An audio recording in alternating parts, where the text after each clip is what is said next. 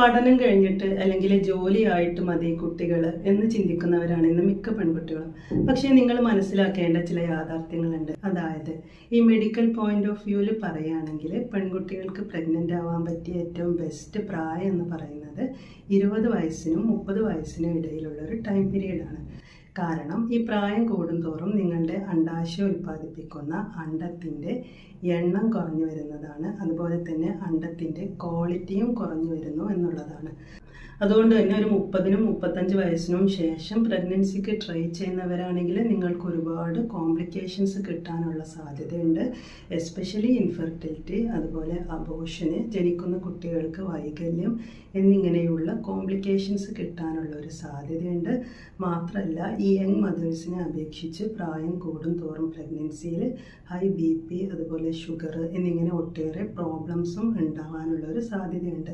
So ഇക്കാരണങ്ങൾ കൊണ്ട് തന്നെ കുട്ടികൾ പിന്നീടാവാം എന്ന് ചിന്തിക്കുന്നവരെ ഒന്ന് മാറ്റി ചിന്തിക്കുന്നത് നന്നായിരിക്കും.